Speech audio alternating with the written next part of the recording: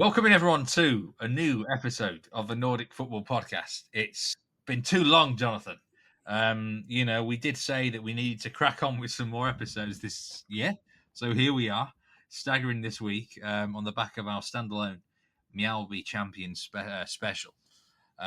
We are now going to talk about national team, Norway, Sweden, a roundup in Allsvenskan, Eliteserien, and also big European matches coming your way.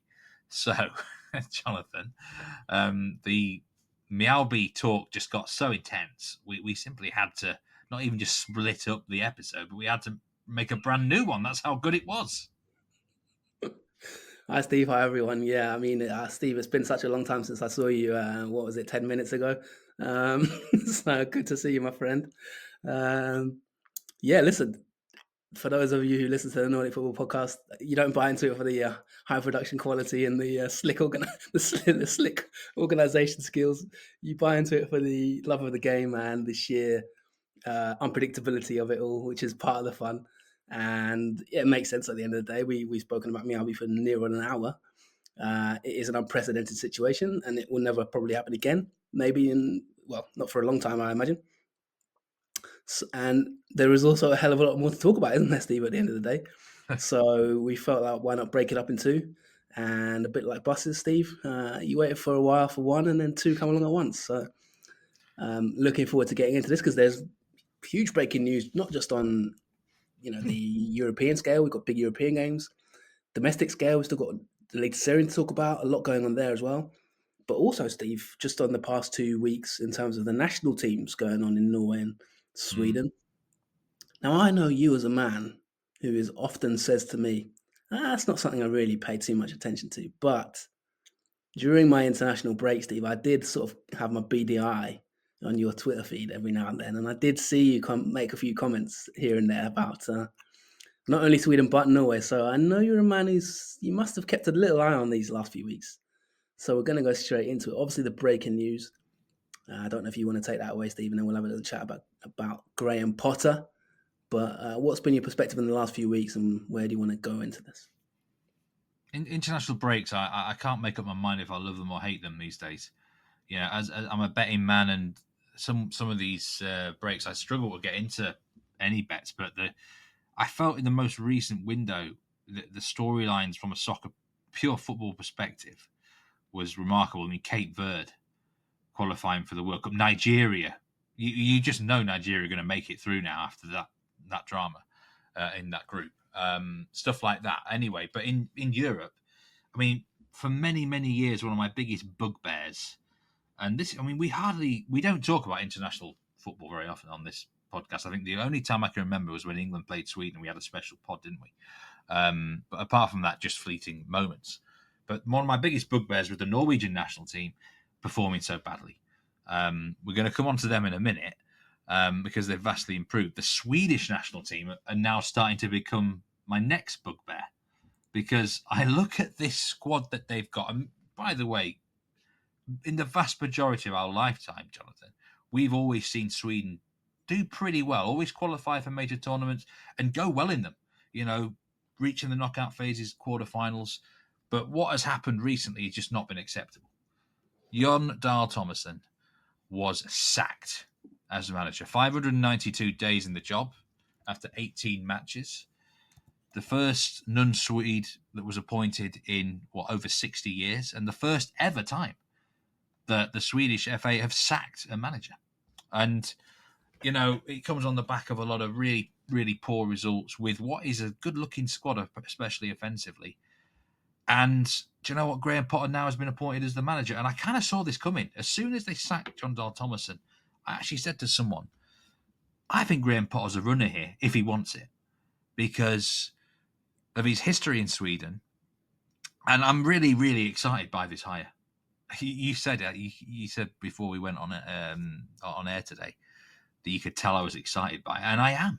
I really think I've got a good feeling about this for Sweden. Graham Potter comes in, but that's the crux of it.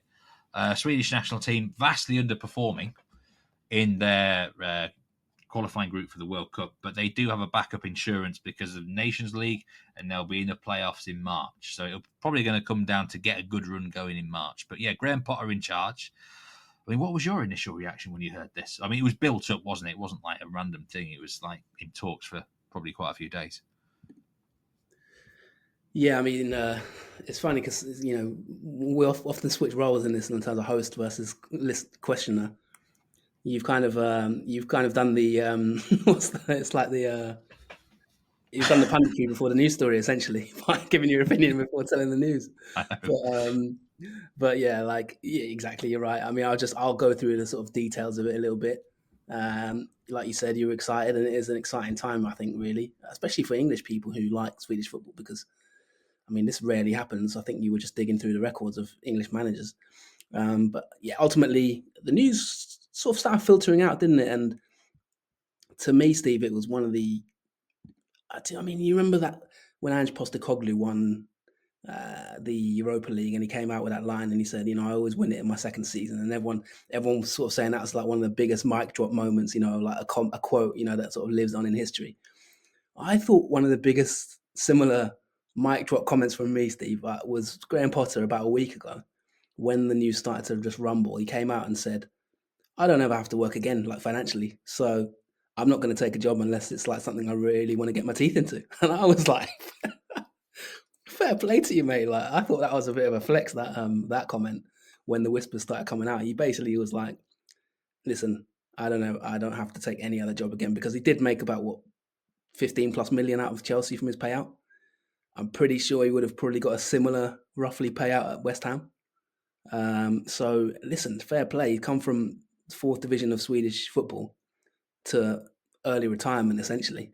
And his words, I think exact words, where I can now pick and choose what job I take, and I only want to take a job where I really genuinely feel like I can help and it will benefit me in my life. In that interview, he also said, and when these interviews start coming out, Steve, like you said, it's basically going to happen. Like, these comments don't come out unless it's like almost nearly done, isn't it? Really, he was like, "I'm really open for the job." Then yeah, he said something about he still got a house in Sweden that he bought when he was out there, and basically, he's still involved with Swedish football. I think the national team, Steve, we'll talk about Jon Dahl Tomasson in a minute, get your opinion on that whole thing, but as soon as he'd been sacked, first ever manager to be sacked from the Swedish national team role, by the way, whose contract either hasn't expired or resigned. When that broke, I think it was essentially heading towards Potter, like you said, and they all ran basically to Potter's house, didn't they, to interview him. He gave the okay, and within a few days, here we are. He's been officially announced as the head coach starting today, and the contract will last potentially over the World Cup. Steve, so just, in terms of the press release, he will lead the games, the qualifiers, including possible playoff in March, and it will be automatically extended through to the World Cup if he can lead them there.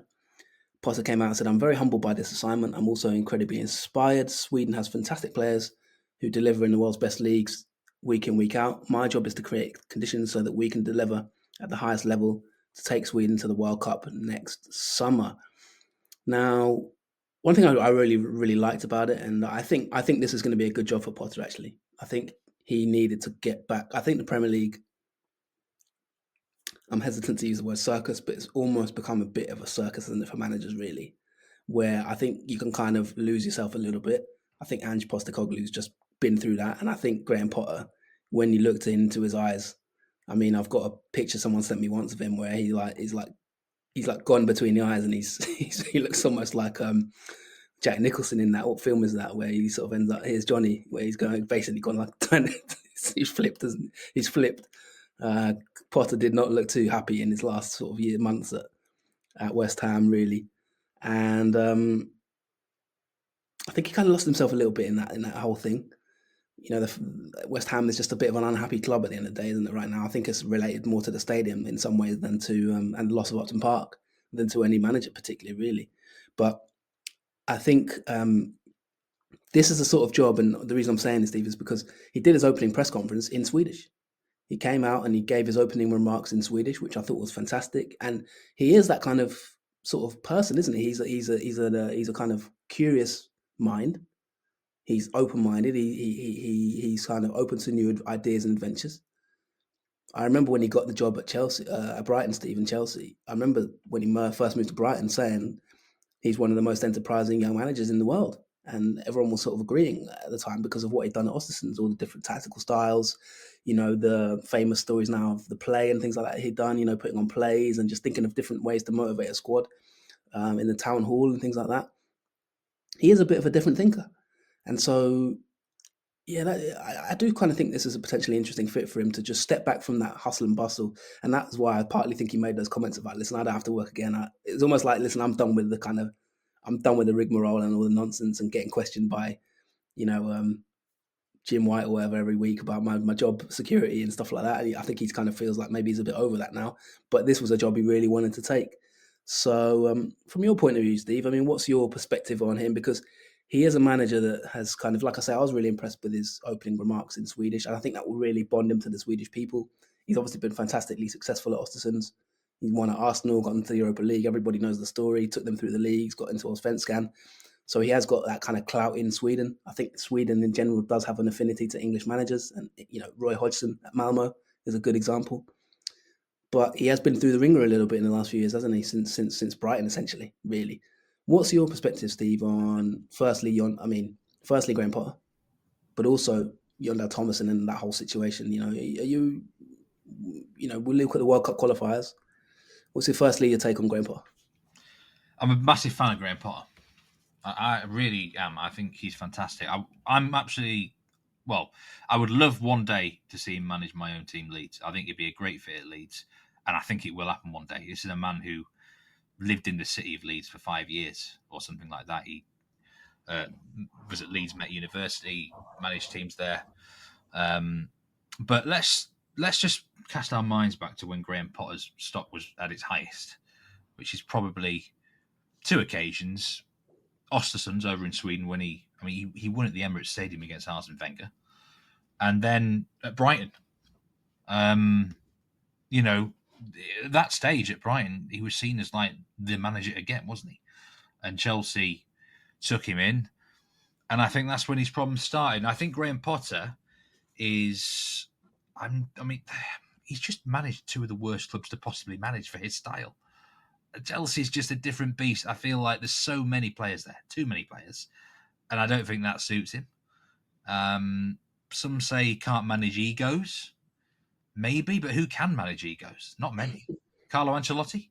About the only one I could think of off the top of my head. Arne Slot's maybe having that problem at Liverpool right now. And then West Ham, I watched them tonight on Monday Night Football. I'm starting to think the problems there is not the managers, and not even the players as such, just the club. So it's the environment at West Ham. I don't think I'm even going to judge Graham Potter on his time there. It's just such a poor thing. So I'm focusing on his positives. He's quirky, isn't he? He's a sort of manager who can come up with different ideas, and if things are going wrong, he'll always have a solution. He's an optimistic guy. He had a glint in his eye, I thought, on the press conference.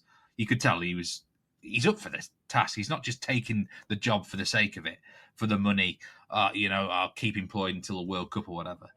He's serious about this. I think he will believe he can get them qualified, and I think he'll want to, get on a run in the USA, and he's got the players to do it. There's some on transfer market their squad.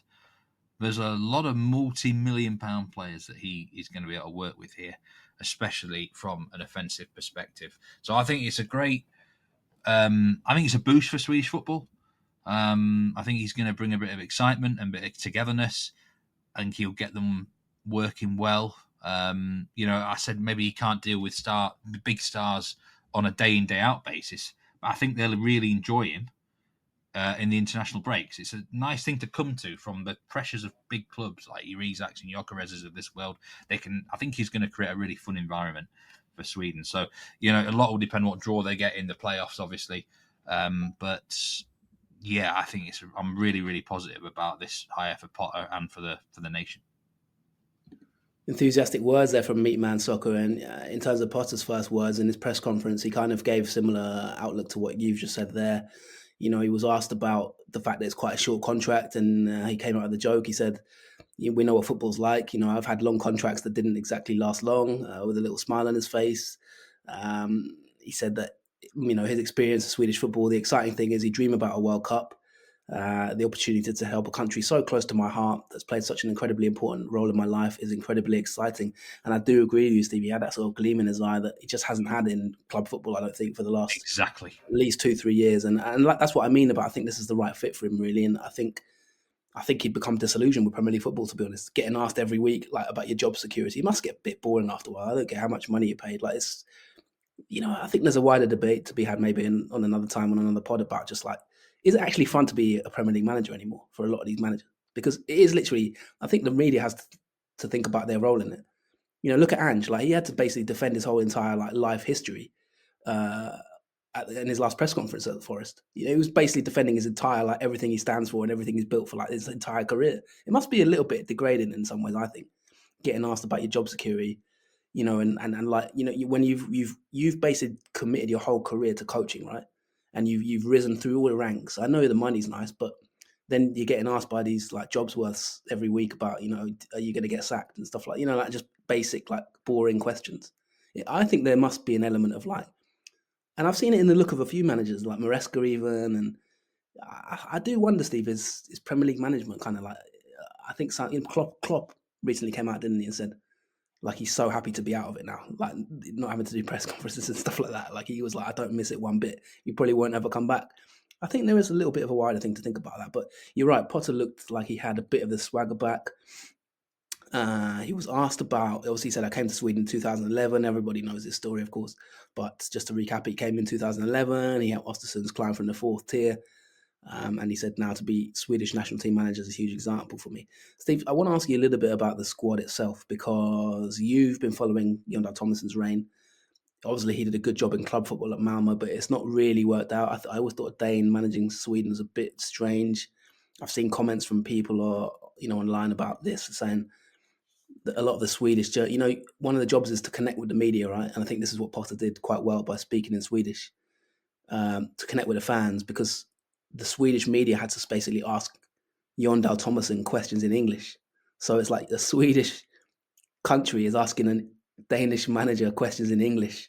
As a national team coach, it's a bit, you lose your identity a little bit there, don't you? So I think Potter speaking in Swedish was a big sort of maybe return to their identity a little bit. But one of the main questions, Steve, was about where's it all gone wrong with Sweden? And why do you think players like Victor Gyökeres, Alexander Isak, because they do have a really exciting squad, like you said, Anthony Elanga, why are they not fitting into this Swedish setup? And in fact, Steve, one of the big talking points I think is Hugo Larsson, and the fact that he was kind of ostracized a little bit, who I think is a fantastic talent, by the way. He's doing so well at Frankfurt. I think he'll end up in the Premier League at one point. What is your perspective on the squad itself? And you've mentioned that you like Potter as a coach. How do you think he's going to come in and change things compared to what was going wrong with Jon Dahl Tomasson? Well, Jon Dahl Tomasson is an interesting one because he started pretty well, certainly in competitive games. They dominated the Nations League C group they're in, but I use the word C there. That's how low that they had driven to. I mean, there's teams like Azerbaijan and Estonia in that, although they did beat Slovakia to the unbeaten 5 wins out of 6. For me, the first alarm bells were actually in a friendly against Luxembourg at the start of 2025 in March. They lost 1-0 to Luxembourg, and that was described by many as one of the worst Swedish performances in years. Okay, it's only a friendly. But for me, that's already alarm bells. If you're losing to Luxembourg, whatever the format, I think there's trouble. And then it's just, since the summer break, the World Cup qualifying group has been a disaster. They drew 2-2 away against Slovenia, which is not a bad start, but they did have the lead twice in that match, so you could say they maybe threw away 2 points. Then they've lost to Kosovo 2-0. They've lost to Switzerland 2-0 at home. They didn't even have a shot on target against Switzerland at home. And now they've lost to Kosovo 1-0 at home as well. I mean, two things. They've been dealt a group which might have looked decent, but actually it's sneakily tough. Kosovo are an improving nation in international soccer. Sweden should not be losing twice to them, but Kosovo are improving. Switzerland are really good qualifiers now. I think they're a dark horse for the World Cup itself. And Slovenia obviously are no mugs. So it's a tough group. But where's he gone wrong? I think he's probably lost the dressing room, really, with some decisions, his style of management. The Kosovo result away was one of the worst performances again. It was terrible, nothing good about it whatsoever. In terms of the players, I mean, look, the most valuable players here listed: Alexander Isak, Victor Gyökeres, Dejan Kulusevski, Anthony Elanga, Hugo Larsson, Lucas Bergvall, Isaac Hien, who's the captain. You got Ayari, Nanasi, Swangberg, Jens Kajust, Daniel Svensson, and then you've got the likes. I mean, Gabriel Gudmundsson at Leeds. He's got to get the best players on the field at the same time if he can. He did talk about balance in his press conference, so it's not a guarantee that he's going to manage it. I would go with two up top. I think you've got to go Isak and Gyökeres together in the same team. If you want, you could have Isak maybe drifting a little bit. Kulusevski, when he's fit, I mean, he hasn't played for a long time. I think he's a really underrated player. He's a top player, so he's going to be a huge weapon he can use on the right-hand side cutting in. Alanga's a similar player, isn't he, though? So he maybe needs to... Can he get Elanga and Kulusevski in the same team, Jonathan? That's a really big question. Larsson in midfield and Bergvall, that's a lovely duo. And then, but the weakness is goalkeeper. The weakness is centre-back apart from Hien, isn't it? So I think Potter's going to be looking to try and outscore teams. I don't know what system he'll use. I think it's got to be two up front, though. Surely. What do you think? Yeah, it's a tricky one because obviously you have to fit... Well, I'd say you have to fit Isak in. I'll tell you an interesting story about Isak. I took John-Philip Mateta out of my fantasy team this week, brought in Isak and captained him. Mateta scores a hat-trick and Isak gets hooked after X amount of minutes after doing nothing. So I think I've learnt my lesson on Alexander Isak this season so far. He's clearly not settling in so far. But that's more about my own choices than Isak itself. But the point is, he's not exactly on firing at the moment, is he? Gyökeres, obviously, he's a top striker, but there's question marks about how well he's adapted. I think Isak, the old Isak, of course, would walk into that side, but it's going to really depend on what Potter wants to do. He talked a lot about the collective, and I thought it was a really interesting point Potter made. He was like, Swedish football is about the collective. And we've just spent an hour talking about Mjällby, the team over the individual. And I think Potter understands the philosophy of Swedish football, really, and I think he will try and tap into that. And I think that will be his task, is to minimise those egos and to try and fit a collective. You made the point about Kulusevski there, Steve. I mean, I think he's good enough for Man City, to be honest. I think he's the absolutely top player. I think if he could stay more fit, I think he's a pet player. I think he's fantastic in transition, cutting inside. I think he's a really, really top Premier League player. But Elanga obviously offers a bit of speed, so they've got both. They can do both in that sense. So it'll be up to Potter to figure that out. Looking ahead to the upcoming games, obviously he signed a short-term contract, Potter. And I agree with you as well. I think the problems, as I mentioned, I think they are wider than any manager at West Ham. So I don't think you can really judge him necessarily on that role. I personally think it's like an identity crisis West Ham face. I just think they've lost at Upton Park and they can't get over it. And they've kind of been maybe not screwed over, but that London stadium is not really a proper football stadium, is it, at the end of the day? And I just think that disillusion is not going away for any manager, whether it's Nuno or Potter or David Moyes or even won a European trophy. So I think that's an existential problem where you can't judge Potter. And let's not forget, Steve, as you mentioned earlier, that Chelsea actually sacked Thomas Tuchel to get Potter. He's now the England manager. So that just tells you how high this guy's stock was. It was. Really, we forget very quickly in football how well these people have done in their careers. But from your point of view, you think he's a good coach? You've said you'd like him at Leeds one day. How do you think he will rejig the squad? You're asking about the formation and stuff like that, but with the upcoming games to come, you've probably got the list there for yourself. But do you think he qualify? And what's your prediction from that point of view before we move on to Norway? Well, you've got two matches left in the group. They can't win the group. The best they can do mathematically is second. So he's got two no-pressure games to start with, really. Switzerland away and Slovenia at home. But I think those are two great matches, actually, because obviously Switzerland and Slovenia are banging contention for stuff, so they're going to be fighting hard.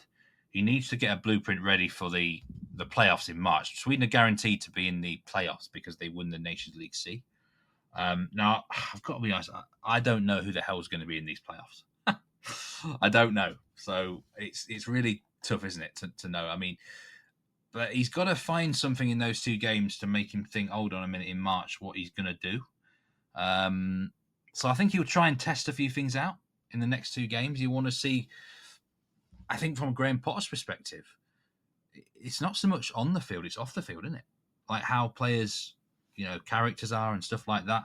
He'll work out who he wants around him in the squad and who he doesn't want around him in the squad. So I think that's probably the 2 things to look out for. I think it would do him good to get a good win somewhere, wouldn't it? Just say they went to Switzerland and won. I think that would be a real boost. He's got to get these big dogs firing as well. Isak and Gyökeres are not firing at club level right now.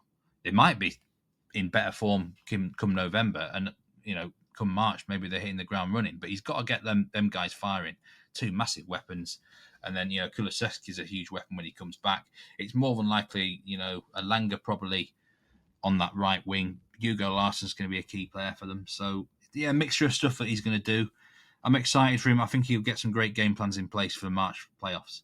So we wish them well. I've got a sneaky feeling they need maybe a bit of luck with the draw, but we might well see them in the USA. Yeah, and you talked about the World Cup, and I remember '94 World Cup, one of my earliest sort of football memories. That Swedish team that got to the semi-final and were knocked out by Romario. Steve, back in the day, I might be aging myself there, but a little bit of just housekeeping before we move on to Norway. Potter has announced that Andreas Georgsen from Spurs, Linus Kandolin, who's recently left West Ham. Of course, he was at Elfsborg as the goalkeeping coach. We reported on that, him moving to the Premier League. He's obviously since been sacked. He will be taken over as, I think, an assistant goalkeeper coach. And Bjorn Hamburg, who Potter has worked with at several clubs, including Brighton, will be joining his backroom staff. And the other sort of main thing is going to be, I think one of the other problems that they're going to have to deal with is the national team sort of like goalkeeper, because obviously Robin Olsen is having a tough time of things. At Malmö, not really done well, and Potter has sort of come out and said that he's going to have to decide on a goalkeeper, and I think that's one of his things in his inbox. But we wish him well. We might, I still remember that email we have, Steve, back in the day where Graham Potter did reply to agree to an interview on this podcast, and we missed the email. So there's still time, Graham, if you are listening. You never know. You are most welcome on. Maybe when he's at Leeds, but if he's got a bit of time between breaks now, this might be the time to get that going. I think he had like a very small window, and unfortunately we missed the email at that point. But that was about at least 6 years ago, I reckon. But in better news, Steve, maybe for the region, Norway. Let's move on to them, because they happen to have what Jamie Carragher has just described on Sky Sports tonight as the best striker the Premier League's ever seen. I think he pretty much said words to that effect. And they aren't going so badly, are they, in terms of World Cup qualifying? Going very, very well. They certainly have the best striker in the world, don't they? Right now at their disposals. Norway for many years, I criticised them. This was a talent-laden squad, and they weren't doing enough. And I questioned the manager and all sorts of stuff like that. But this World Cup qualifying campaign, everything has gone perfectly to plan.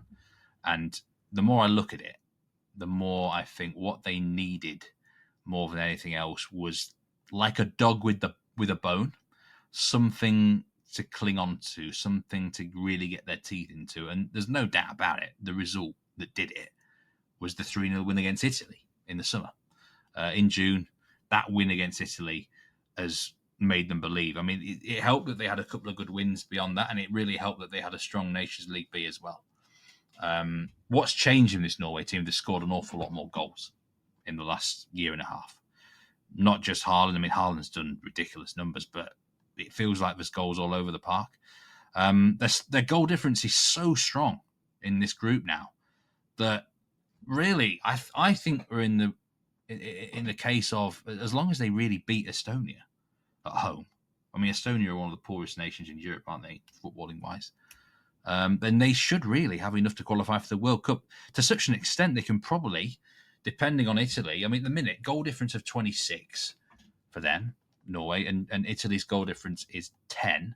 Italy have got to go away to Moldova in the next round, whilst Norway hosts Estonia. Now, the likelihood is that Norway again will outscore them, probably.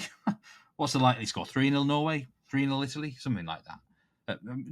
Italy are unlikely to make much inroads in terms of the goal difference there. So they'll probably be able to lose 5-0 in Italy if things really went badly, and then they qualify. Just beat Estonia, Jonathan. So it's a brilliant. They're on the cusp of World Cup qualification. Surely they can't blow it from here. And everything has just gone right, and it's the offense which has clicked, and having Haaland fit has helped as well.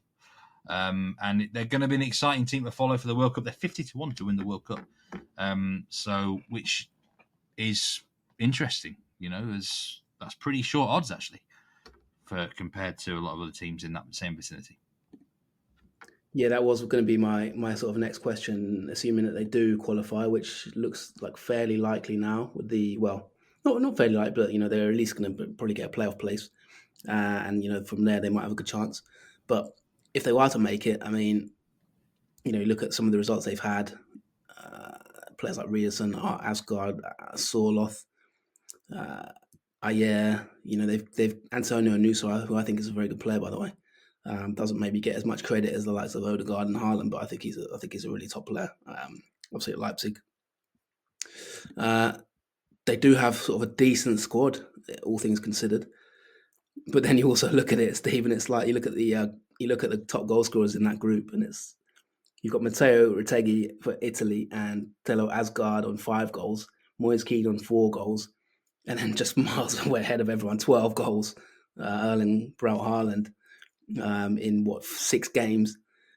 If they were to make it to the World Cup, Steve, how would you actually think they would do? Because you just mentioned the odds. I think that's not a bad price. Might be hard for them in the conditions, but just looking a little bit ahead in terms of the strengths and weaknesses of the team and the formation, how do you think they'd look to play potentially, and how do you think they could fare as well? Well, one thing I really do like about the formation is it's pretty much a 4-3-3 now, and I prefer simplicity at international level. I think John Dahl Tomasson, that's kind of where he went a little bit wrong at Sweden. 3 at the back, 3-4-3 sort of thing. I think to coach that sort of system, you've got to be doing that day in, day out, club rather than country. 4-3-3 is probably the best formation you can do at international level, in my opinion. So also the 4-3-3 is kind of enabling to put in a lot of the best players. We know the best players are in offensive areas, just like Sweden. Haaland. I mean, Alexander Sherlock is a monster, by the way. And what they've got him doing, they've got him in the same team as Haaland. Some would say, you can't play them in the same team unless it's 2 up top because they're too samey. But Sherlock kind of like a wide forward, if you know what I mean. He's not a winger as such, but they get him playing out a little bit wider. They've got Jurgen Strand Larsen as well as options. Midfield strong, isn't it? Patrick Berg gets a go in there. Nusa on the wings. Oscar Bob's your uncle. And for me, an underrated player for them is the right back Julian Ryerson at Dortmund. I think this is a guy who locked up Mbappe a couple of years ago. I think I rated him in the Champions League last year. I thought he was a really good one. In that year, he's a crucial player. The year they got to the final. 2 years ago. Christopher Ayer is a really, I think he's great versatility. He can play anywhere in the back 4 and in midfield. So he's a big player. The goalkeeper, I'm still not sure. I mean, they don't have an elite keeper at the minute. It's Nyland, isn't it? So look, it's a weak area, and they could do with another centre back, to be honest. And maybe left back is up for grabs. So look, we know the defense is going to be the weakness, and we know the offense is probably going to be the strength. That's how they go. Give them a World Cup group which is favourable, then they're the sort of team who could, maybe they could beat anyone on the day. I agree with you. The conditions might not go in their favour, like if they're on the eastern seaboard or whatever. Let me rephrase it a little bit before we wrap up. What would be the expectations then? What would be a good World Cup? I think get out finals, semi-finals. Like, what would you get out the group and win a playoff game? Get out the group and win one of the. What is it now? It's not last 16, is it? It's because the teams have increased. Anyway, get out of the group and then win the next match. I think that would be a decent outcome for Norway, wouldn't it? And then just take it from there. But I think if you offer the nation, number one, actually get into the World Cup, is obviously a massive box to tick. And then if you get out of your group, I think everyone would be loving that. And then and if you could win a knockout game, I think that's just superb for any nation. And then you can dream from that point. I'd say that would be, maybe let us know what you think, listeners in Norway. What would be your expectations? Would you be disappointed with that, or would you take what I offered you there? Maybe with a couple of really memorable games, mixed in. Yeah, let us know. Patreon.com/Nordic Football Podcast if you want to contribute to the show. Give us a little bit of encouragement from that point of view, or if you would like to comment on Spotify or Apple, wherever you get your podcast, or the YouTube channel, just go on YouTube, type Nordic Football Podcast, hit the subscribe button, or we're still on X at Nordic Football Pod. You can leave your comments there and let us know what you think about Steve's forecast for Norway in the World Cup. We're going to take a little short break here, and when we come back in part 2, we're going to pick up on the domestic affairs and also European football, because there's a lot to talk about in Europe as well. So join us after this little short break when we will come back and talk about Eliteserien and Allsvenskan and plenty more.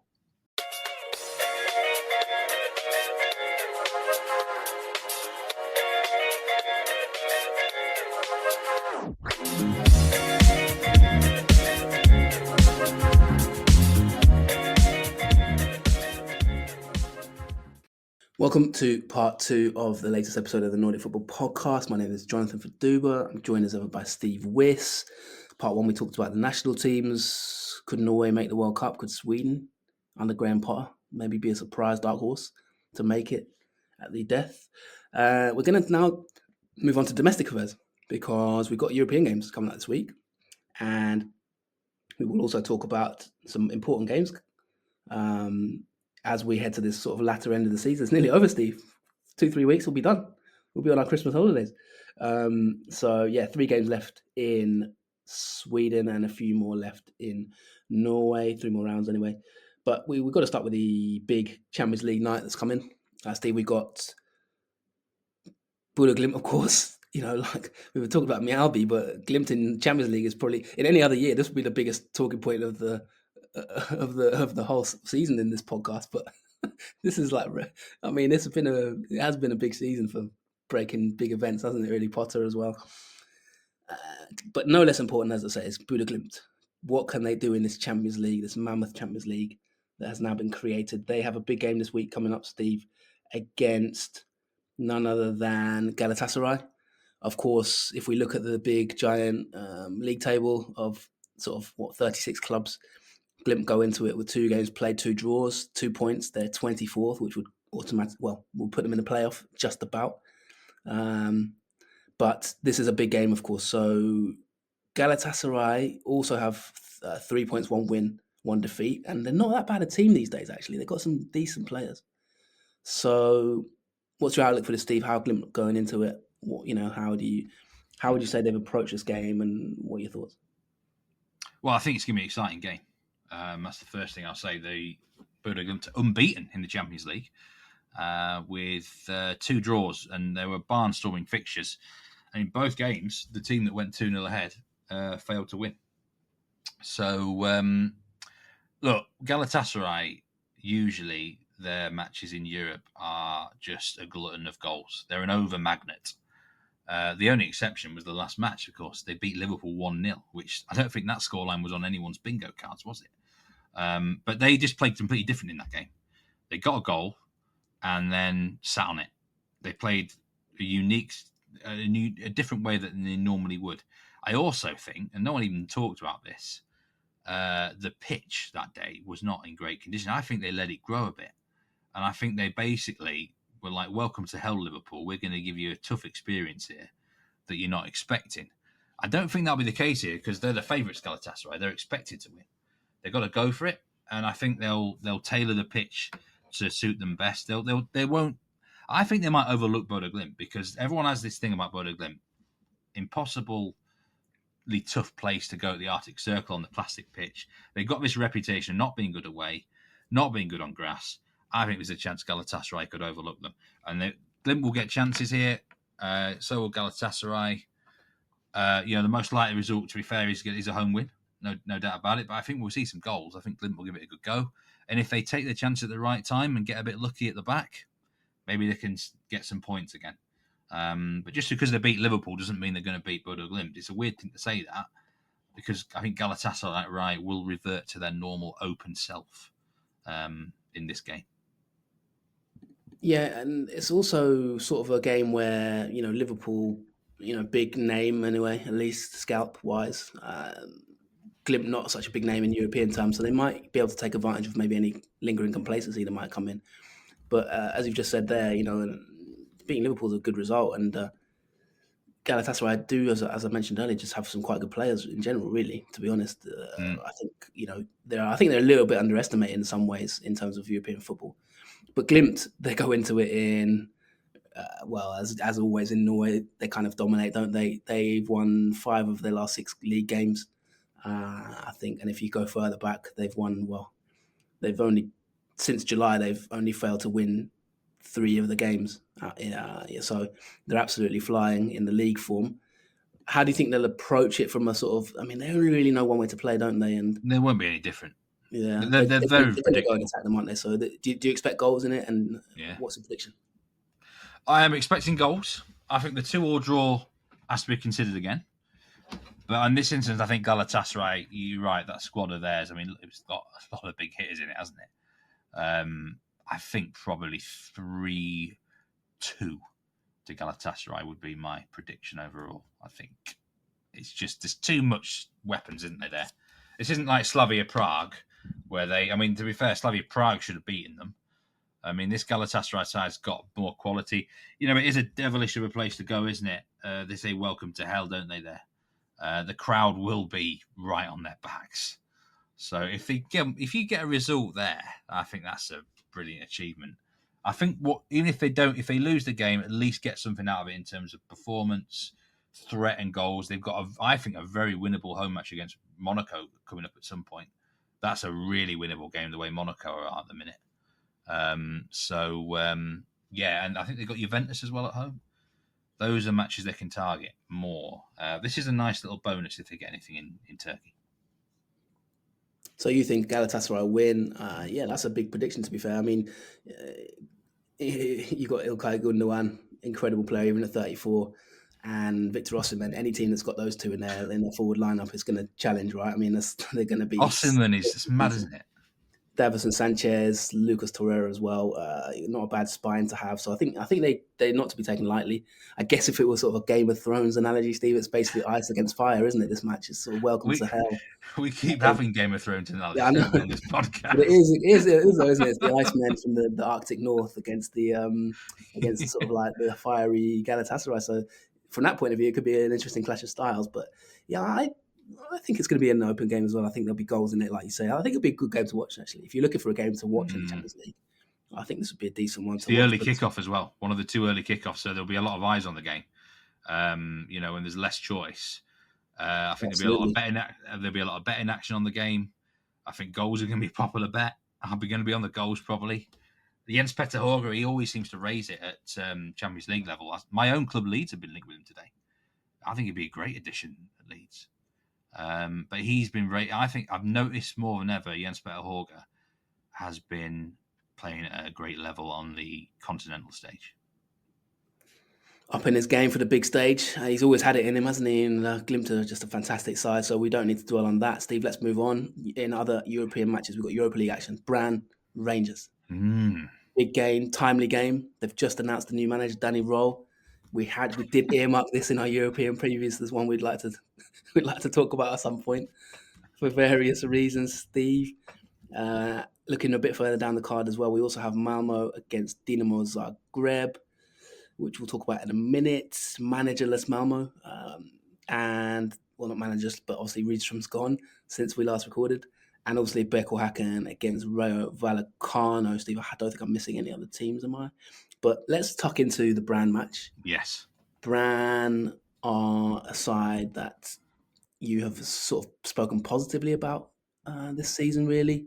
You've been a bit up and down at times. Like sometimes you doubt their ability to maybe, when it counts, get things done.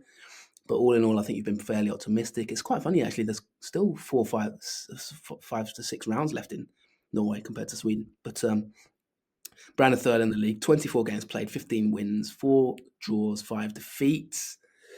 In terms of their run of form, Steve, they're actually in okay form in the league, although they did lose 3-0 at Viking in early October. But apart from that, they've won 4 of their last 5 games, including a 4-1 win against Haugesund at the weekend. Bårdfinner, Gudmundsson got 2. Both of them got 2, in fact. Let's look at this one, Steve. Firstly, look at Brann, and secondly, I know you do. I don't know. You do sort of like Scottish football is sort of something that you do tip your toe into every now and then. I famously remember an episode title we had in the first season, which didn't go down well, when we quoted your comments about Celtic at a certain point. But how do you see this game from Brann's point of view? Will they be feeling optimistic, or is this a bit of a trap with a new manager? I think they're going to be feeling very optimistic. I mean, Brann are 5-4 favourites to win this game. Now, if you had said that in the middle of the summer, that Brann will end up hosting Rangers in a Europa League game and they're going to be the clear favourites to win, you'd be fairly surprised, wouldn't you? To be honest. In fact, the opening odds, when the odds opened in early October, there were odds on to win this game. Now, what's happened since then is that Russell Martin's been sacked. So the betting market has seen that as a positive for Rangers. However, I just think Rangers are a mess. I mean, look, Russell Martin coming into the club was seen as this, he's going to play them, this messiah, play them in a different sort of way. And I reckon all the heads of the players is confused. He's played them in such a specific system. You mentioned Will Still earlier on one of the episodes we had. Players have been told to do one thing and one thing only. They're going to have to adapt. Manager chase for Rangers has been, I think, an embarrassment. How many managers pulled out of it? I mean, Danny Roll, I thought, had actually exited talks, hadn't he? And then they went and get Muscat, and now Danny Roll. I mean, they must have somehow convinced him. But Rangers can surely do better than Danny Roll. No disrespect, Danny, right? But he was He is highly rated, though. I actually think they've landed on their feet there, because Kevin Muscat was coming from, the Chinese league, I think. I've seen Danny Roll play. I've seen Danny Roll play live. I saw Sunderland Sheffield Wednesday, the last game of the previous season to last, and they stayed up, I think, on that match. And don't forget, Sheffield Wednesday are in absolute turmoil. To be honest, Steve, although I agree with you in the sense of maybe they can attract bigger names. Yeah, that's what I meant. If you take the choices of Steven Gerrard, Kevin Muscat, or Danny Roll, and consider the fact that basically Danny Roll was almost third choice at one point, or at least clear second choice, I think they've actually landed on their feet massively there, to be honest. I think that could be a sliding doors moment for the club, because I think he's a significantly better coach than the other two. But then again, that might be a bit unfair to Muscat, because I haven't really studied his managerial career, to be honest. But he's an ex-Rangers guy, isn't he? Basically, he's an old man. But yeah, I take the point. I just think this is what they've become, where they can't attract like a big name. Maybe Roll, maybe they have not looked at, but maybe he's going to be a good fit. But the problem I've got is I just don't think, what sort of impact is he going to have? I mean, is he announced officially yet? I mean, either way, he's not going to have long, is he, to work with these group of players ahead of Thursday night. I don't think much changes here. I think Danny Roll's going to take a bit of time to get stuck in. I know they've got a big game, haven't they, coming up soon against Celtic in the League Cup. Is that semi-final? That is I'm just looking now. It's on the 2nd of November. That's the game they've got to win. In the league, they're not going to finish better than third now, for me, the way Hearts have started. So, I think it's a great chance for Brann to get on top of them. Brann's first home game in Europe was a win, 1-0, against one of the Dutch teams. I've forgotten who it was. Utrecht. It was a tight game, that one, not a lot in it. And I think it's going to be the same again. The crowd are going to get behind them. They're going to enjoy these European evenings. And Rangers, I mean, look, at some point, Rangers will produce some performances, but they just seem devoid of everything right now. They can't win games domestically. They've been losing in Europe. They've got this. I mean, Russell Martin, what sort of negative impact has he had on this squad, do you think? Well, yeah, just firstly to confirm, Danny Roy has been confirmed this evening, 2.5 year initial deal. He has been confirmed as our new head coach. I do agree with you, Steve. I mean, I actually one of the reasons we said we had this earmarks is because I messaged you, I think, after Russell Martin's first game at Rangers, and I said this is not going to work. And I have no personal any issue with Darren Russell Martin. I think he's probably in his own environment a good coach. But I just remember I just remember his first comments after the first game of the season, where he essentially slated the entire squad and was like, "This is not good enough," and was basically like kicking and screaming about it being unacceptable. And I just looked at like an emotional manager in the first game of the season at a very emotional club, and I was like, "You add one emotion to another emotion, Stevie, you're going to get an explosion." And I looked at that interview, and I was like, "That's not going to work there," because as we know, Steve, Rangers and Celtic are very emotional fan bases, aren't they? At the end of the day, and I think whether Steven Gerrard is a better coach than Russell Martin, that's maybe a debate for Rangers fans to have amongst themselves. But I think the one thing about maybe Gerrard is he's a bit more of a calming as a manager, isn't he? As a personality, he's a bit more calming influence. He's a bit more circumspect. Whereas I found Russell Martin's comments in that first interview, I was just like, "This is you've already irked the entire. You've basically called out the entire squad in game week one. Like calm it down a bit, um, and it just didn't go well from there, did it? I mean, there was a criticism, wasn't there, about his shoes or something, the suit he wore at the beginning at his unveiling. And I remember one of the games, Steve, Rangers early matches where I don't think I've ever seen it so hostile. I mean, he had to be escorted out of the stadium before he got sacked, didn't he? Like literally physically escorted out by security. It was at Falkirk. Funny enough, I was at Falkirk for a game on a stag do about 3 years ago when they were in the third tier, and that stayed. I know exactly whereabouts he got escorted out. It's bonkers that they had to do that. That's actually quite scary, to be fair. But I mean, it goes back to the Graham Potter point about some managers might be like, what is management really about these days? But I think it's a bit fairer because Russell Martin it was going. I mean, when you're like way behind Hearts, let alone Celtic.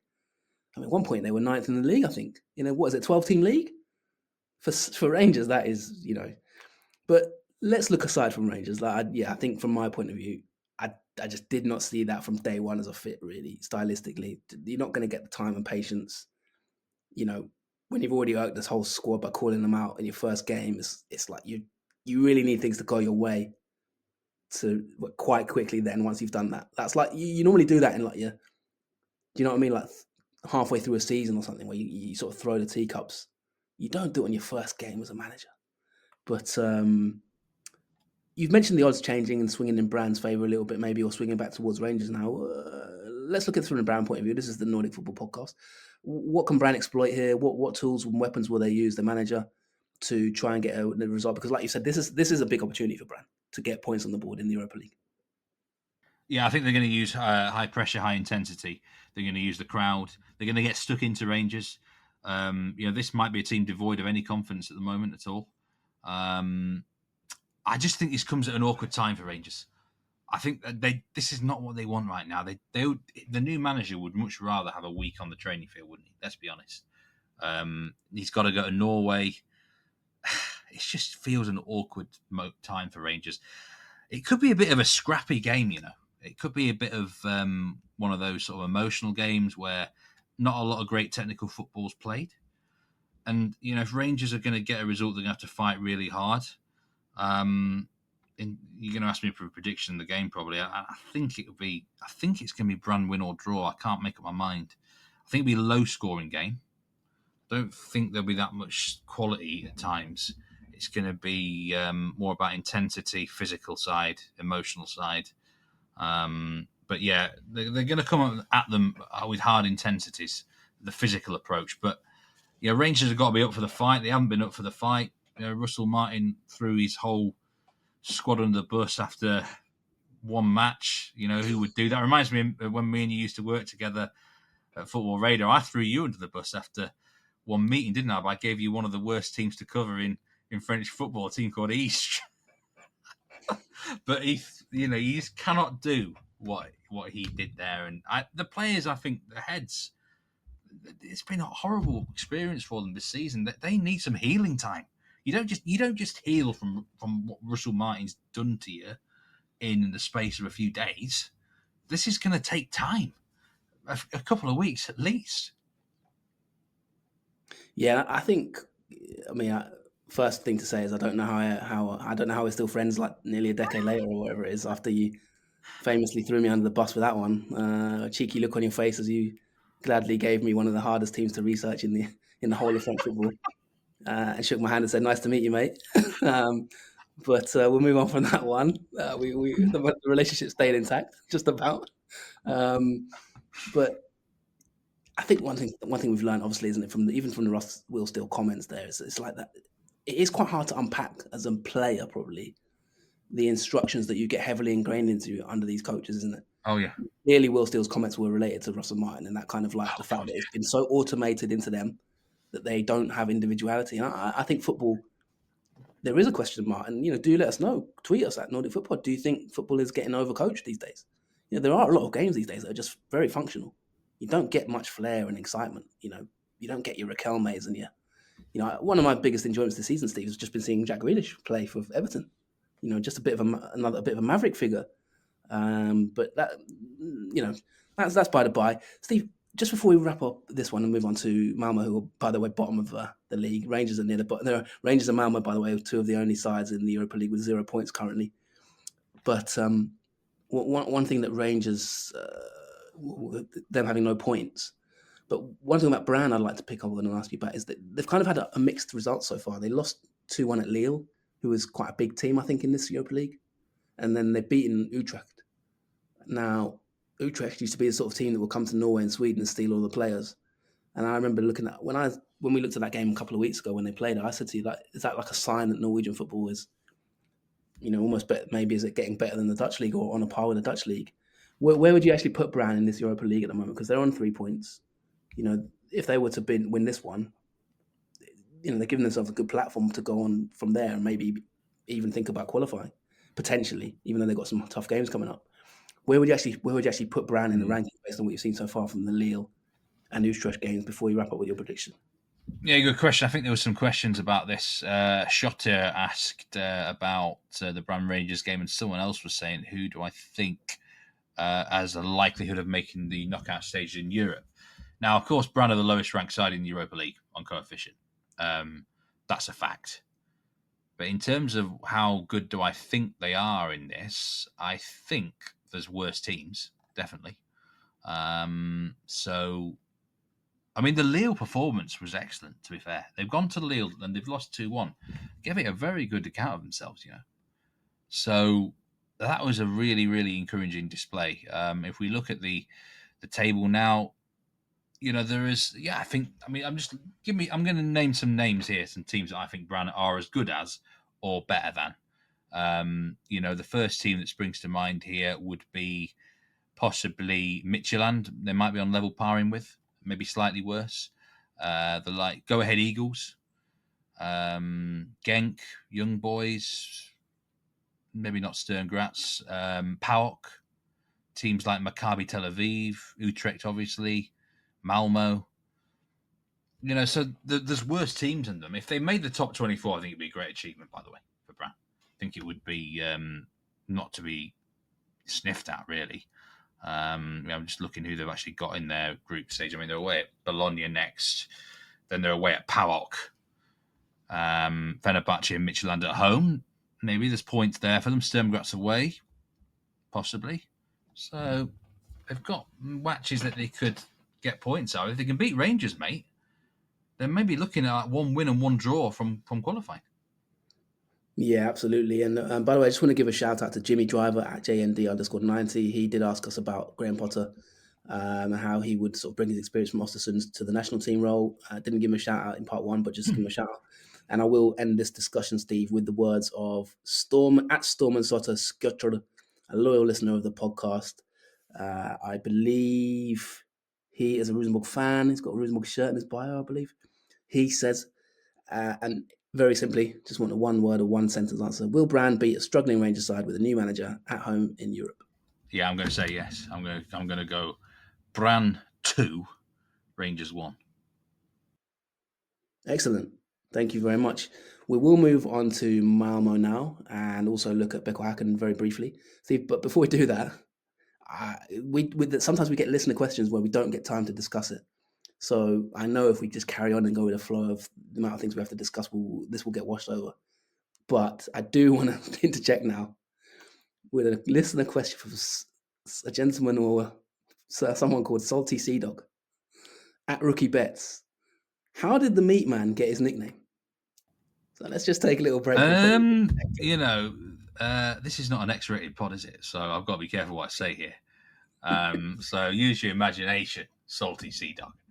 But actually, I don't know if that's true, to be fair. No, I did. Someone asked me this on one of the US shows that I did a month or so ago, and the simple answer is I used to work in a butcher shop. So there was a period where I was known as sort of the Meat Man, and it was also one of them weird. Do you remember the forum era where there was forums for everything online and stuff? And I just put my username down as Meat Man, because at that time I was known as, and it kind of stuck from there. Even though locally now, my friends, no one would call me that. That's where the origins. That's the best way of saying the origins come from. But I do know, as you know, I do love my meat. Apologies to any vegans out there listening. But you've seen me devour many a good steak in my time, Jonathan, with your own eyes, and it's something that I'm always happy to sort of talk about. Really, you don't lose the knowledge of that sort of thing, and that's the best answer I can give, really. I can add two things for Salty Sea Dog there. Two little anecdotes, which might give you a bit more perspective, having known this man for a while. Two things that I always think about Meat Man. Number one is, as you said, having a steak. And also, whenever I do go to a steak restaurant, you're pretty much the first person in my phone book that I'll text and be like, what do you reckon looks good here? You will give me a good breakdown of sirloin or what cuts I have, and you definitely know your meat, that's for sure. And the other story I think some of the listeners might like, or Salty Sea Dog, having asked the question, you've opened up the tin of worms, is I'll never forget working with you, Steve, where we had a table tennis match. And whoever lost it had to change their famous Twitter handle back in the day, and you were the solid Meat Man. And do you remember that story, Steve, when you found a pair of gloves on the train down to London? And we had a playoff match that the entire Football Radar watched, a table tennis match, and the loser had to change their bio for a week to the loser to the winner's choice. You remember that, Steve? And I do. You know what? I remember the game as well. Table tennis match, and Steve had to change his name for a week to Glove Man Soccer. That's the only time he's not been called Meat Man Soccer on Twitter.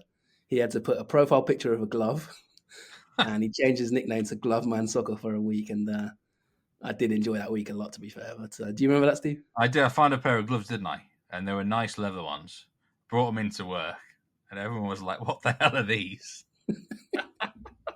Glove Man. I remember the match. We had some crazy table tennis games. I think it went to extra points, didn't it? You saved something like 5 match. You saved something like 5 match points against me, and I think I saved match points as well. And you got me over. I think it was something like 27-25. But it was an epic game. Remember, the trophy lift was akin to number one, it was the attendance was sort of the attendance you might get at a sort of Obos game. It was basically the entire company crowding around watching as it went to match point after match point. And then the other thing, Steve, I remember is you changing that Twitter bio was like me lifting the title in a way. It was I remember just lifting your phone and getting you to change famous Meat Man bio to Glove Man Soccer.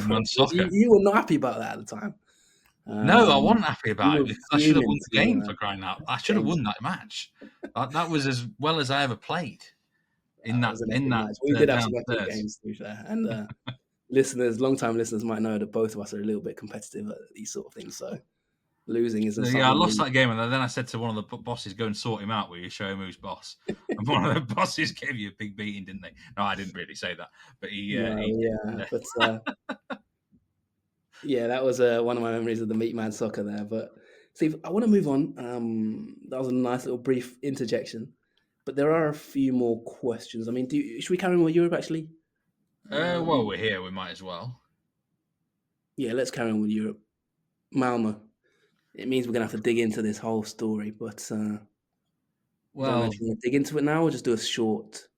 well, Malmo in Europe, I just think they might have given up the ghost a bit.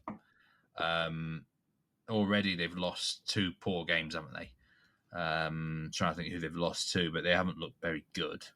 One was at home against, I'm just looking now, 1-2 against Ludogorets. I said, didn't I?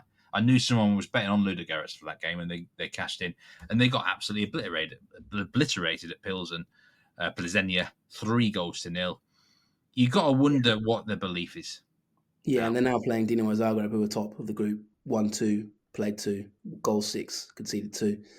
I mean, Steve, I'm going to keep this quite short, to be honest. I think Malmö will lose. Simple as that. That's all I have to say. Yeah, I think they probably will as well. They've actually got some sort of high-profile fixtures coming up in November. They got a Forest, which is a good one for the fans, isn't it? They'll enjoy that, and they go to Porto, which is another good one for the fans. So I think those matches will mean more to the players in terms of they want to at least put performance in.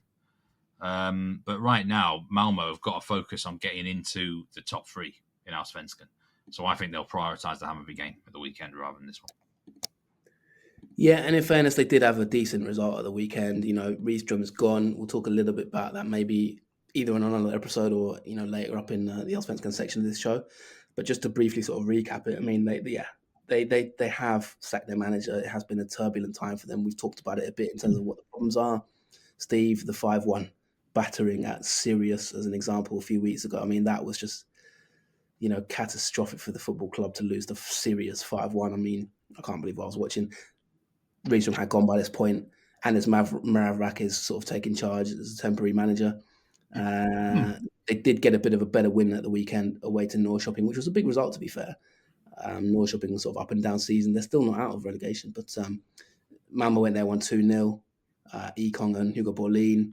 So maybe there's green shoots of light for Malmö. They still could qualify for Europe. You know, might not end as a disaster season, but I just think from a European point of view, they might get outclassed. They might nick a point in this one, but to be honest, Stephen, we'll move on quite quickly. I think they'll lose. If we then move on to Häcken's game, if you're happy to do that, very Steve, much so. Yeah. What's your perspective on the Conference League so far? I know you do like these sort of matches. Just to recap, Häcken will play Rayo Vallecano, which is a big game, actually. I think I'm quite excited by that. There's only been one game in the Conference League, and as we know, the format is slightly different now. You know, the teams, there is a big group stage, but it's a 36-game league where they don't play as many games, I don't think, is it, Steve? They don't play 8 matches. Currently, Häcken, obviously, they drew their first match. Did you see that game away to Shelbourne in Ireland? And if not... No, I didn't. Actually, it's one of the games I didn't see. I don't like watching the Irish teams. They're so boring, usually. Yeah, I mean, it didn't surprise me. It was low scoring. I think I didn't even see the highlights. I just saw the stats for it. I don't even know if... It's very rare I'm caught cold, isn't it? Vallecano beat Scandija 2-0. And, you know, Real Vallecano are a side that kind of, you know, they've sort of started the season fairly well. They've had a few good results. They beat Real Sociedad away. Steve, they're currently 11th mid-table in La Liga. You'd expect them to beat Häcken. Häcken, as I've said repeatedly before, I think they've really disappointed me this season, to be honest. I think it'd be an opening game. I think it'd be quite entertaining. I think, like you said about the Galatasaray match, there'll be goals. So I think from that point of view, it could be an interesting watch. But I think at best, Häcken probably maybe take a draw. So I mean, Vallecano are a very good side. I've watched them a lot. I've always bet on their corners. They play 4-4-2, which is kind of a throwback, but they actually get players in the wide areas a lot, put crosses in. They're a very good technical team. They just beat Levante easily away from home. The one thing I've got here, and I think the weather is a factor to consider. I've just checked the forecast for Gothenburg, and it's rain all week. Rain all day on Thursday. This match is going to be played at Gamla Ullevi, grass pitch, obviously, and I think it's going to be. I mean, it's going to be a lot colder from what Rayo Vallecano are used to. Is that a leveler?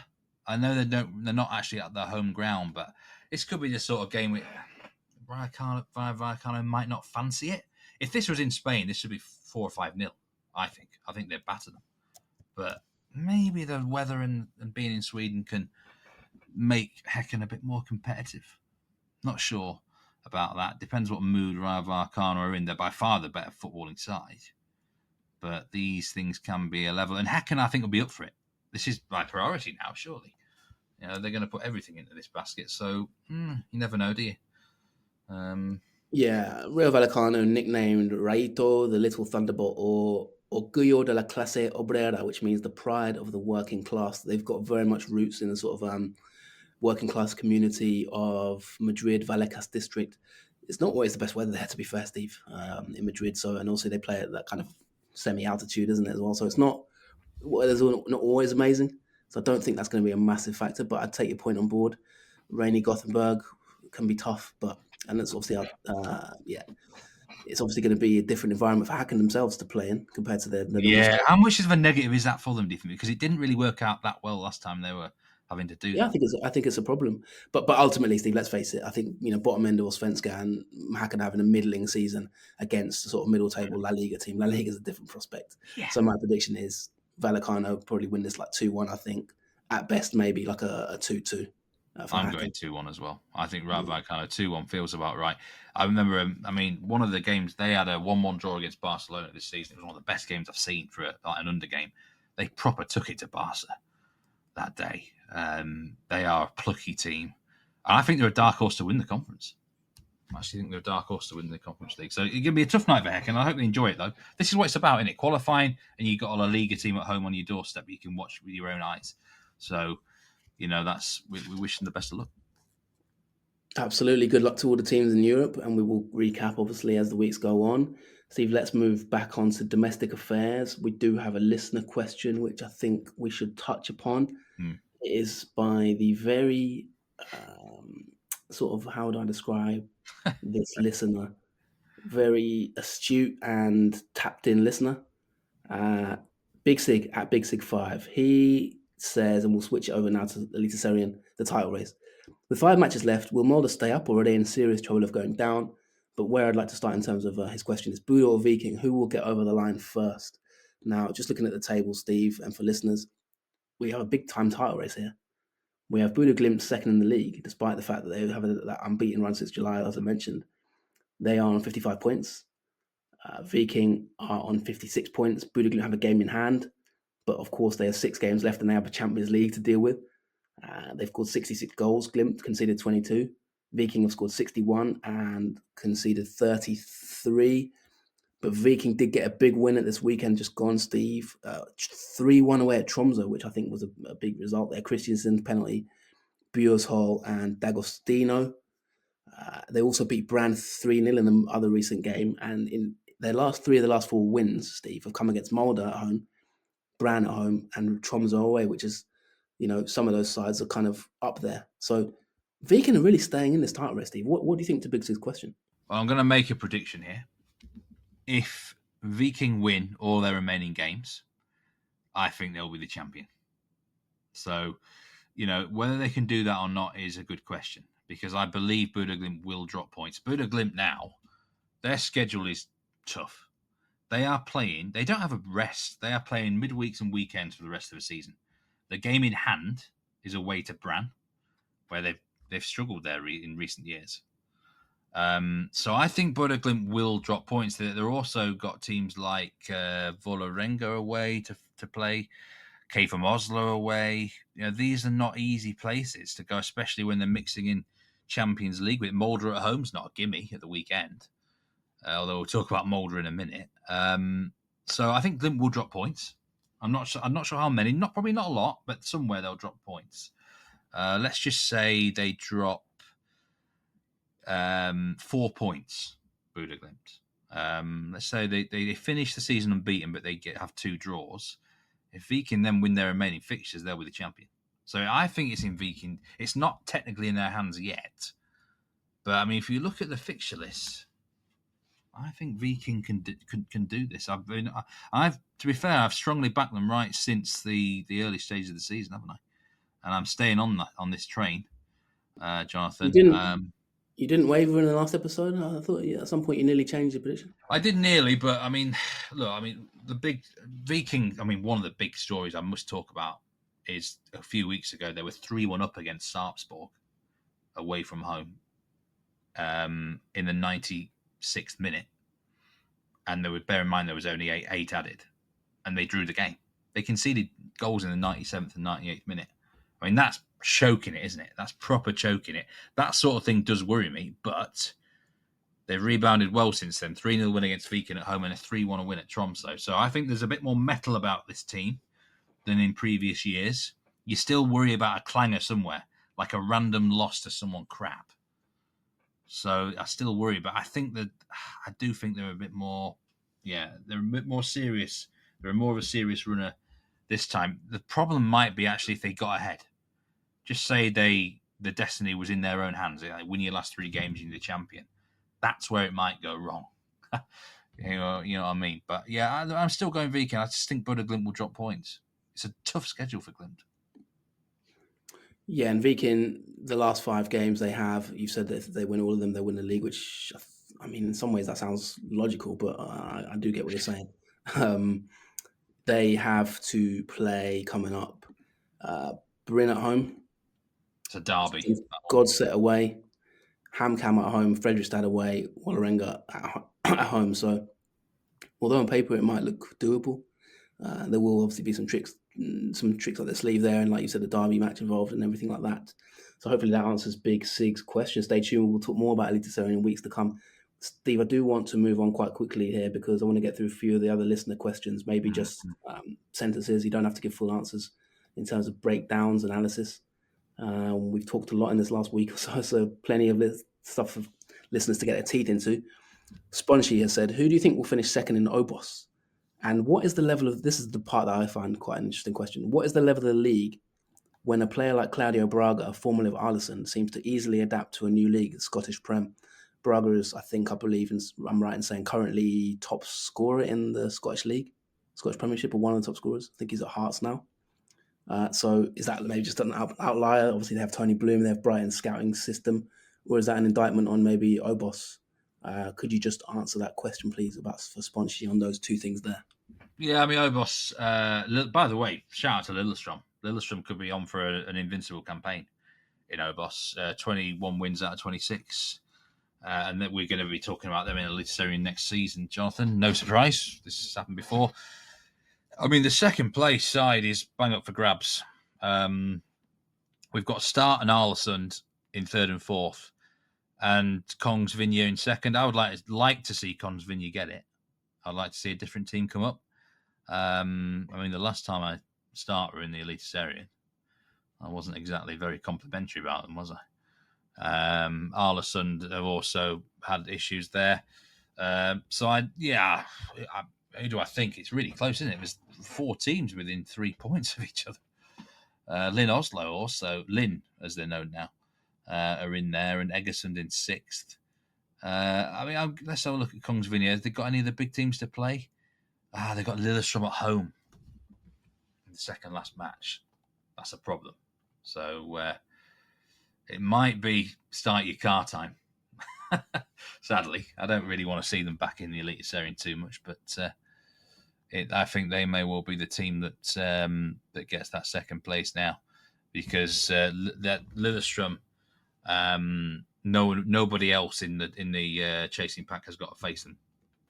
Yeah, and just on Claudio Braga, what is his record, Jonathan? I need to look at his record. Because, I mean, at the end of the day... the record's not that important, but the point is, are there some top talents in the likes of Obos that can go on, or is this just maybe an outlier? Yeah, there is. But before you answer that question, I'll give you a bit of time to think about it. Here is the song that they have at Hearts for this man. All we need is Claudio Braga, Claudio Braga, Claudio Braga, Claudio, what's new? Claudio, Gorgie still loves you. Honestly, whoever came up with that That's a good chant, actually. All right, that gave you a few seconds to do a bit of research, maybe, but now I've got to put you on the spot. It's a good league. The gap has closed in recent times. Teams that come up from Obos have given a much better account of themselves. And yeah, I think there's definitely talent in that division. It's a brutal league. Look at the teams down there. Stabæk are fourth bottom. Mjøndalen a toast. It's a really difficult league. Odd are down in ninth. Everyone was like, "Oh, Odd are going to rebound quickly." I think it's a much tougher league now. Nothing's easy about it whatsoever. Yeah, Claudio Braga currently joint top scorer in the Scottish Premier League, as we mentioned there. Sponchi signed from Arlesund. He's got 8 goals in all competitions as well. He used to play for Moss. So, he's had a sort of a middling career, really, although he's from Portugal, moved out to Norway.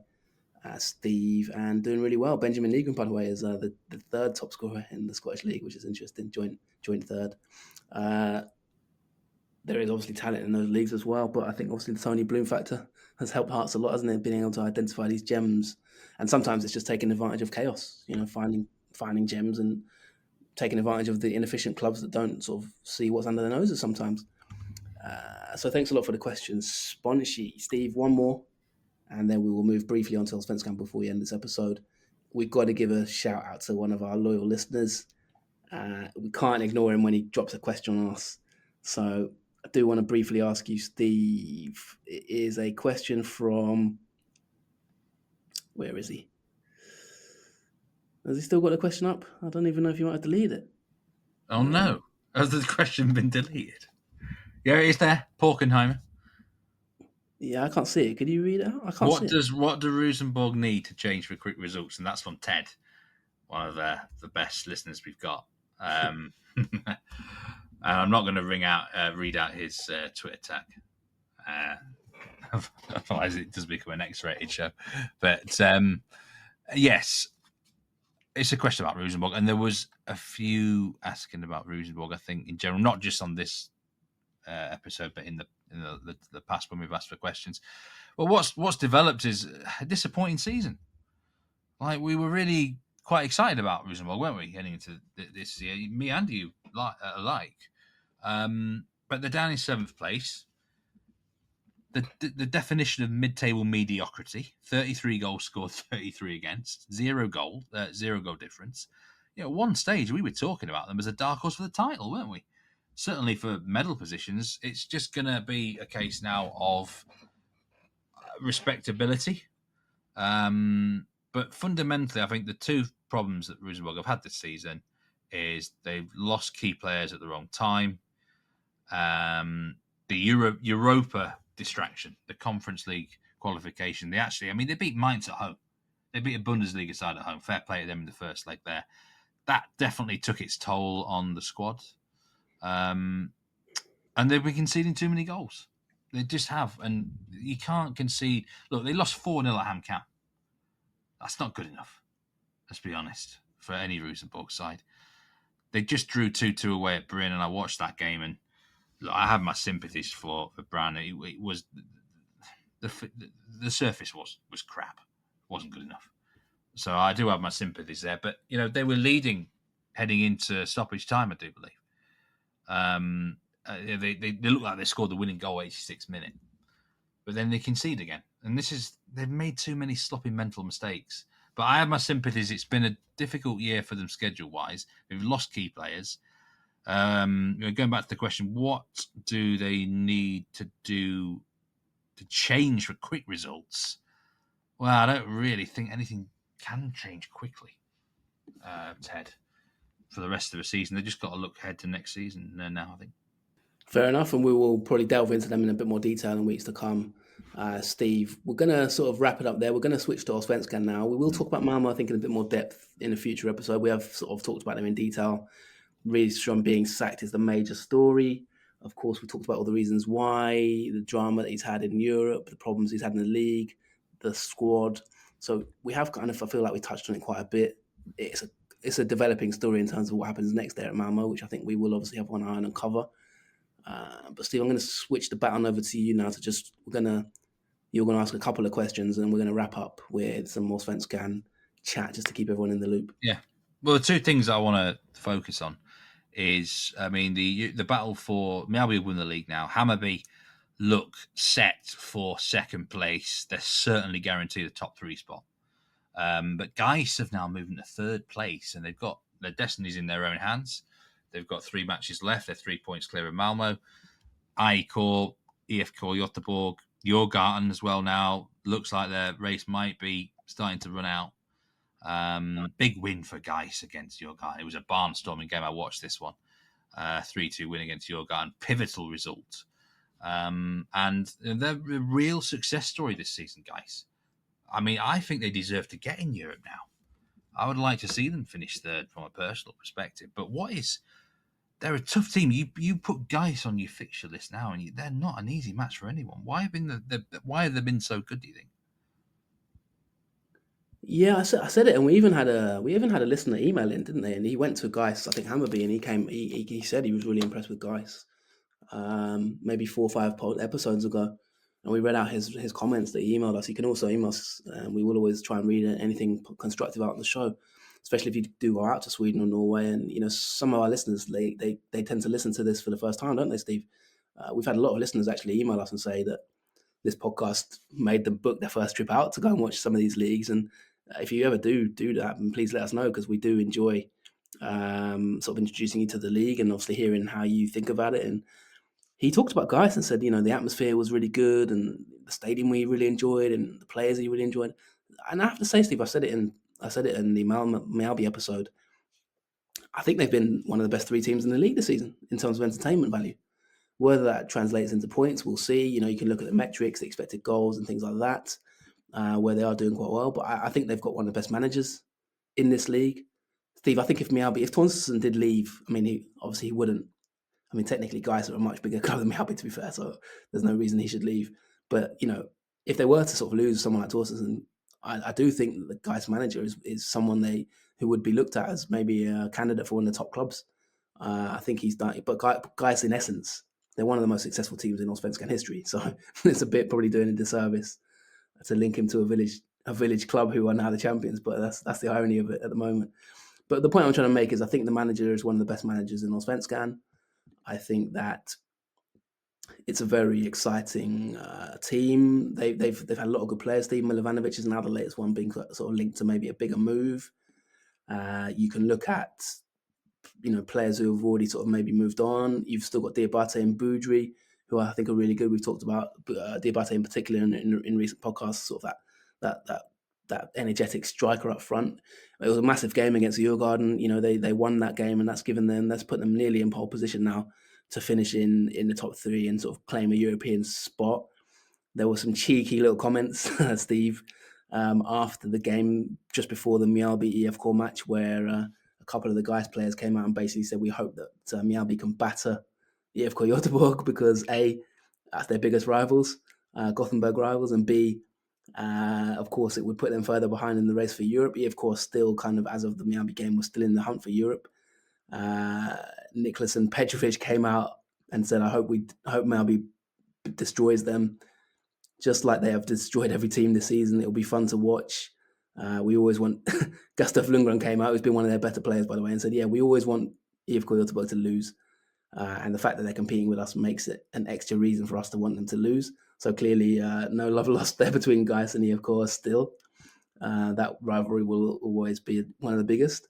But yeah, in terms of metrics, Steve, you look at the expected goals according to our partners, Huddle Y Scout.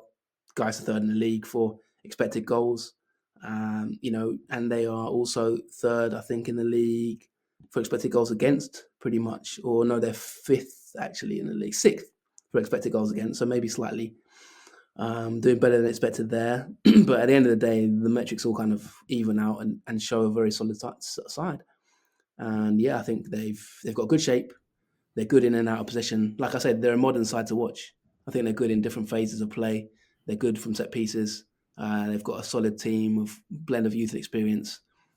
Like I say, for me, one of the best teams to watch this season and fully deserving of their league position. Yeah, do you know what? Djurgården, as I've said before, been playing very well recently. They had the 8-2 win against Sirius. That was the first real time I felt that a manager came up against Djurgården recently and had a game plan for them. You could just tell that they were well drilled for certain moves that Djurgården had been doing, and they cut off supply lines really well, and they were lethal on the counter-attack. What a team on the counter-attack, John. guys are. If you lose the ball from a corner, they are going to kill you. And of course, up front, they've got Diabate, who's been a really good finisher. But I think they're another squad, aren't they? They go a bit underrated. They're getting the absolute most out of the players. So well done to them. Let's see if they can keep it up and finish third. And at the bottom of the table, just before you move on, Steve, on that, I'm going to make a prediction now, and I'm going to say that, and I totally agree with what you're saying about in transition. They're really good. They've got players like Budry, Lundgren, who can break on the counter. Diabate, full of pace. I'm going to go as far as to say that if they can keep the manager Fredrik Holmberg next season, I think they'll probably lose Diabate. But if they can keep a couple of the other players and build, I think they're a dark horse to win the league next season. That's a big prediction, that, isn't it? That's an interesting one. It's on the manager for me. I think if they lose the manager, then we may well see IFK Gothenburg being the top dog again in the city. But if they keep the manager, there's something about him. You can tell. You can just tell. I watching that game, I watched a lot of Djurgården, as you know, and I was very, very impressed how guys. I expected Djurgården to win. I certainly expected them to dominate the game, and they didn't. Because guys won that game in every aspect, really, and it was to do with, I think, the game plan they had. You can just tell when a manager's got it right, and he nailed it.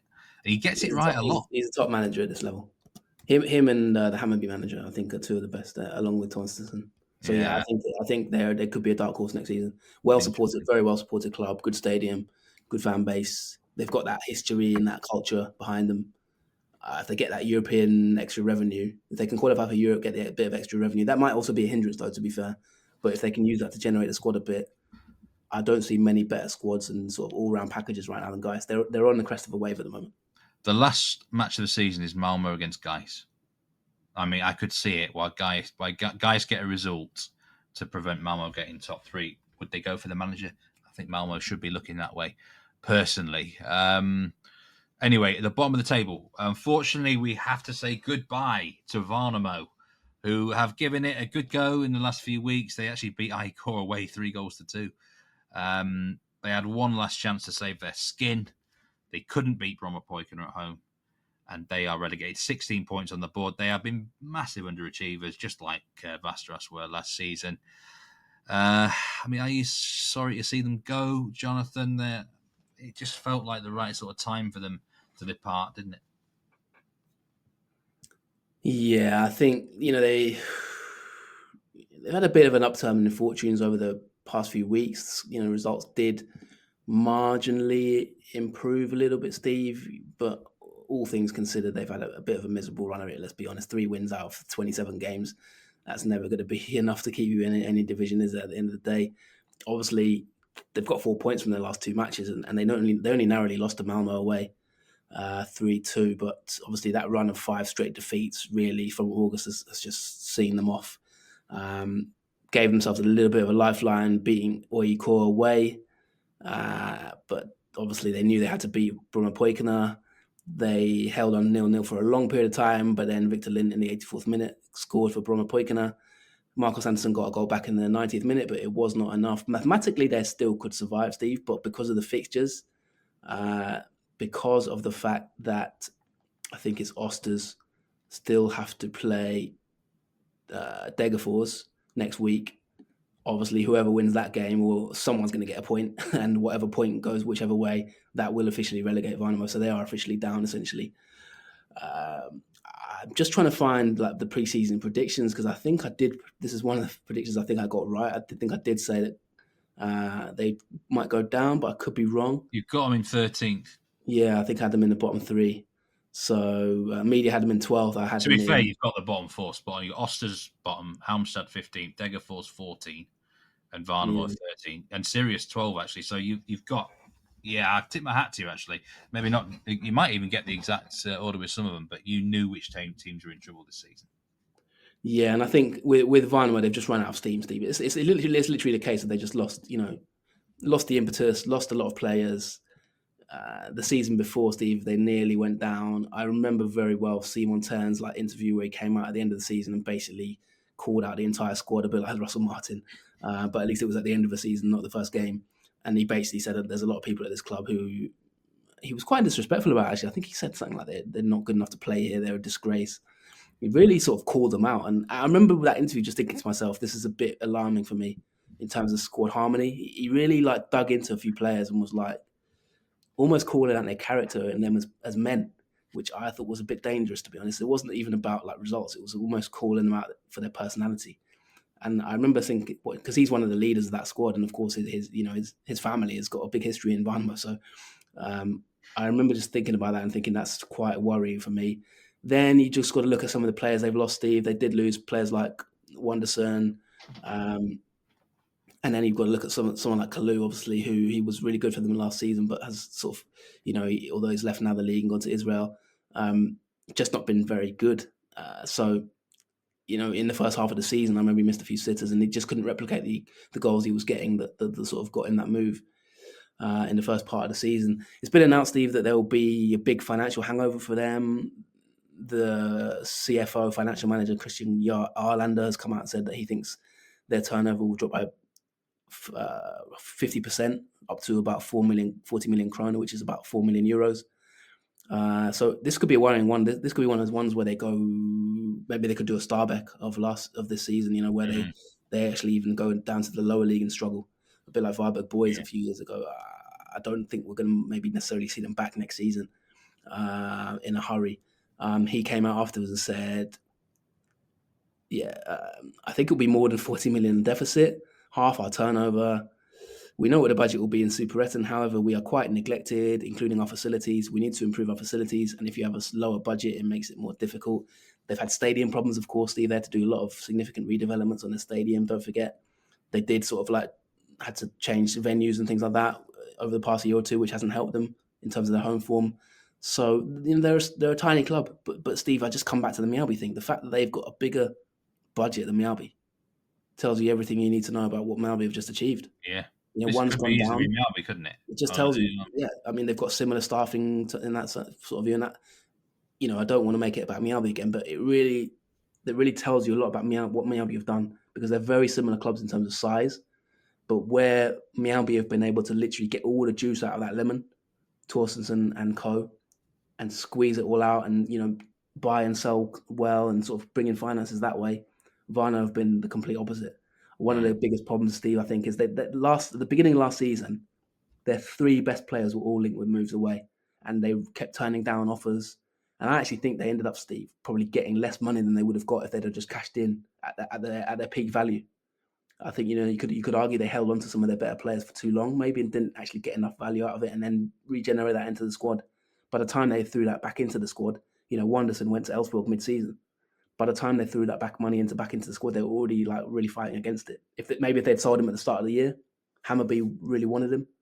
Maybe they could have used that money at the start of the season, bought a few better players, and might not have been in this problem. So it definitely tells you, Steve, that sometimes it feels like a cliche when you talk about Mjällby and say, "Well, what a fairy tale." But this Värnamo is the contrast. That's the reality. These are tiny clubs, really. Very few staff, full time. They're doing everything they can to survive. So it just shows you how big an achievement it is for someone like Mjällby to win the title. Because realistically, Värnamo have a bigger budget and they've gone down. And I think it's we'll miss them, but they have been quite poor this season, to be honest, Steve. I do think, just to finalise on that, I think there's been a lot of poor teams this season, really. I don't think they're the only ones. I think, Värnamo themselves were a Cinderella story. They won the Superettan in 2021, peaked as high as 5th in the 2023 season. I mean, that's a fantastic achievement.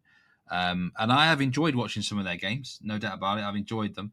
I've got a feel, I'm not sure we'll ever really will be talking about them again. But let's just see. You never know. Clubs can rebound and stuff. I think they've had four interesting years in the Allsvenskan, one real magical season. So well done to them there. Just final point before we finish the pod. It's going to be goodbye probably to one of Degerfors or Ossers, although Norrköping are not quite safe yet. And I think the playoff team's got a big problem this season in Allsvenskan, Jonathan, because it's going to be 2 from 3 in Superettan. It's going to be Kalmar, Västerås, or Greet. I think the Superettan team wins the playoff this season. Those teams look strong in Superettan this time around. And unusually. I mean, usually the Allsvenskan side goes pretty well in these playoffs, but I think they've got a problem this time around. Just my personal opinion. Well, Västerås have done really well. They've kept their manager, who we had in the podcast this time last year. They've kept some of their squad. We did talk about Varnerud, didn't he? He moved to Tromsø, I think. We talked about him last week on the last episode. So they did lose a few, but they've rebuilt quite well, and they're in with a chance. Ugri are a historic club, a little bit like Gais in a way in terms of their history, the location of Gothenburg, and the fan base in terms of like they got decent fans. That would be a massive story if they came back to the league. It would be the first time since we've done this podcast for sure. And Kalmar, I think, are nearly there. Actually, they've got quite a good manager who's done quite well there. I've seen some Kalmar fans are quite excited about what's going on there. So, yeah, I agree with you. Relegation playoffs are going to be very tricky for whoever's in them. At the moment, it's looking like Degerfors lost tonight against Halmstad, which was a bit of a hammer blow to them. But there's even teams like Norrköping, in Syria's not quite out of it yet. So, still all to play for. But goodbye to Varnamo. Yeah, I think you're right. I agree with you. The relegation playoff will be very exciting. But there's still one more team to go, Steve, and 3 games left to figure out who that will be. Yeah, let's see who it is. Degerfors were disappointing against Halmstad tonight. Just when I thought I was going to be having to praise them on a pod for once because they've shown some great fight recently, but then it all just seemed to go wrong against Halmstad. So anyway, well, that'll be for another day. Thanks very much, Jonathan, as always. It's been a great pleasure. We've had lots to discuss on these recordings, and thank you everyone who's been listening, getting in touch. We endeavour to do as much content as we can, and we'll be back for the nitty-gritty, don't you worry, of the key stages of the season. So anything more to add before we finish, Jonathan? Commiserations to Varnamo, congratulations to Mjällby, and of course, good luck to all the teams in Europe. Good luck to Graham Potter. Our invite is still open. Anytime you like, we can have a fika, and maybe in the Swedish head office in Stockholm, we'll come down, and it'll be great to talk to you. And I promise we won't ask any silly questions about your job security. We are very fair interviewers, aren't we, Steve, on the Nordic Football Podcast? It'll be a much more nuanced debate. But yeah, that's all I have to really say. I hope you've enjoyed listening to the show. You can follow us, as I say, you know where to follow us by now. A mammoth week of shows for you, but I hope you enjoy all the content. Yeah, hopefully we can get out there to Stockholm, get Graham Potter in. I wouldn't even give a shit really about Chelsea and West Ham. I just want to chat to him about football philosophies and sort of Sweden. And yeah, anyway, Graham, if you're listening, you never know. Until next time, everyone, take care, and we'll see you on the next episode of the Nordic Football Podcast. Goodbye.